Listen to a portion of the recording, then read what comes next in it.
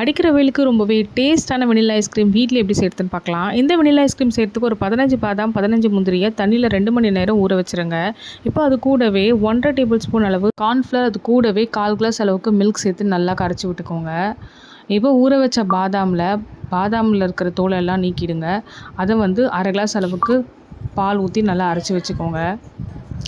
இப்போ ஒரு பாத்திரம் எடுத்துக்கோங்க. அதில் 1/2 லிட்டர் அளவுக்கு மில்க் சேர்த்துக்கோங்க. மில்க் நல்லா கொதித்த பிறகு அது கூடவே நம்ம அரைச்சி வச்ச கார்ன்ஃப்ளவர் மிக்ஸையும் சேர்த்துக்கலாம். கார்ன்ஃப்ளவர் மிக்ஸ் சேர்த்துட்டு நல்லா கலரி விட்டுருங்க. இப்போ அது கூடவே நம்ம அரைச்ச முந்திரி பாதாம் பேஸ்ட்டையும் சேர்த்துக்கலாம். சேர்த்துட்டு நல்லா கலரி விட்டுட்டே இருக்கணும், இல்லைன்னா அடி பிடிச்சிரும். இப்போ அது கூடவே 1/2 கப் அளவு சர்க்கரையும் நம்ம சேர்த்துக்கலாம். சேர்த்துட்டு நல்லா கலரி விட்டுட்டு இந்த அளவுக்கு திக் கன்சிஸ்டன்சி வந்த பிறகு நம்ம அடுப்பை ஆஃப் பண்ணிடலாம்.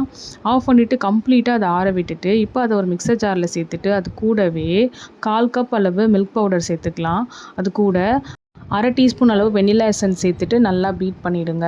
மிக்ஸர் ஜாரில் சேர்த்துட்டு நல்லா அரைச்சிட்டு இந்த மாதிரி ஆன பிறகு இது ஒரு பாக்ஸில் இந்த வெனிலா ஐஸ்கிரீமை சேர்த்துக்கலாம். சேர்த்துட்டு ஒரு 5 மணி நேரம் அப்படியே ஃப்ரீஸ் பண்ணி விட்டுருங்க. 5 மணி நேரம் கழித்து திரும்பியும் மிக்ஸர் ஜாரில் அந்த ஐஸ்கிரீமை சேர்த்து நல்லா அரைச்சிருங்க.